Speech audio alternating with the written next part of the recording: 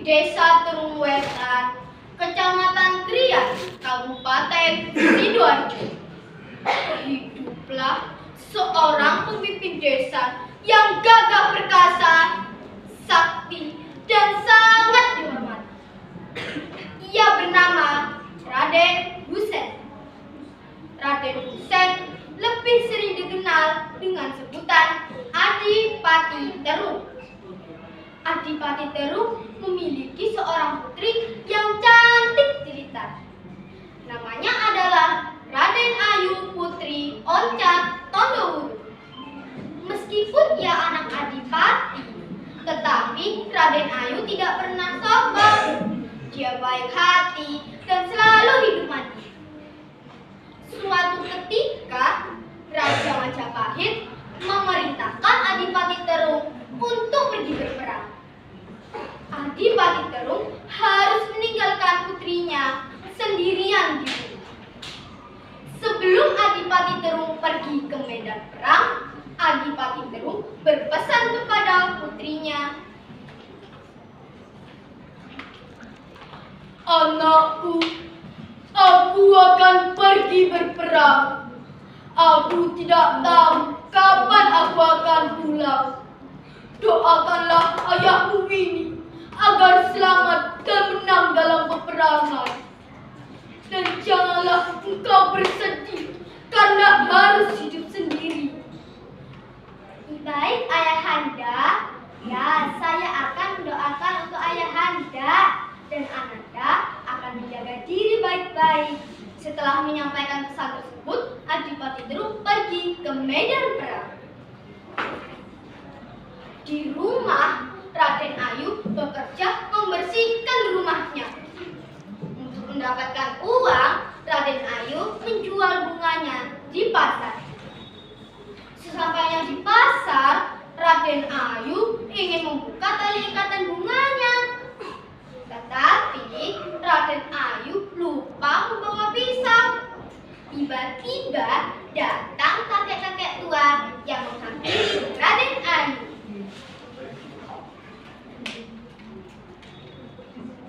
"Raden Ayu, pakailah pisau ini. Pisau ini akan menjagamu dari bahaya. Dan janganlah engkau mampu pisau ini. Ingat pesanku, Raden Ayu." "Terima kasih, kakek. Ya, saya akan mengingat pesan kakek." Setelah memberikan pisau tersebut, kakek-kakek tua itu pun pergi meninggalkan Raden Ayu. Hari itu banyak sekali orang yang membeli dagangan Raden Ayu. Raden Ayu sampai kecapekan. Ia kemudian duduk dan membersihkan barang-barang.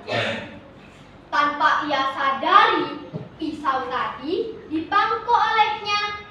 Tiba-tiba datang cahaya kilat yang muncul dari pisau itu. Dan tiba-tiba pisau itu menghilang. "Hah? Apa itu tadi? Kemana pisau tadi? Kok tiba-tiba menghilang?" Waktu pun berlalu. Raden Ayu sudah melupakan kakek-kakek tua itu dan pisau yang tiba-tiba menghilang. Tetapi terjadi keanehan. Perut Raden Ayu semakin lama semakin membesar, seperti sedang mengandung. Adipati yang pulang dari peperangan sangat terkejut melihat kondisi putrinya. Adipati Terung marah besar kepada sang Raden Ayu. "Kau telah mencemarkan nama baikku sebagai pemimpin desa ini, Raden Ayu. Karena itu, kuucapkan sabda hukumanmu. Dan kau harus mati dalam batu penyesalanmu." "Ampun, Ayahanda. Ampun, Ayahanda.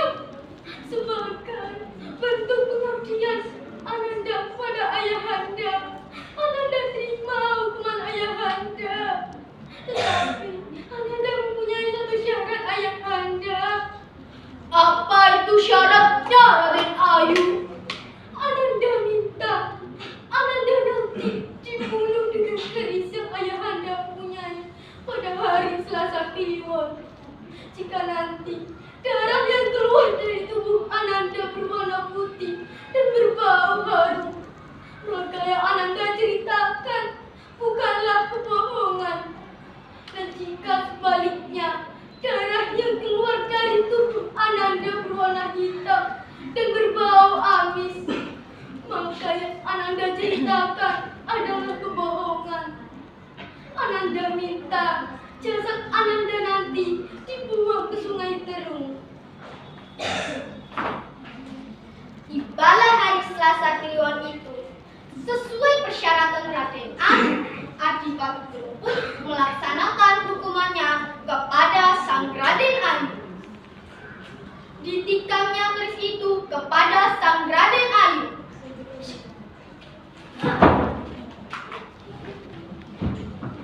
Apa yang terjadi? Ya, Raden Ayu meninggal. Darah yang keluar dari tubuh Raden Ayu berwarna putih dan berbau harum.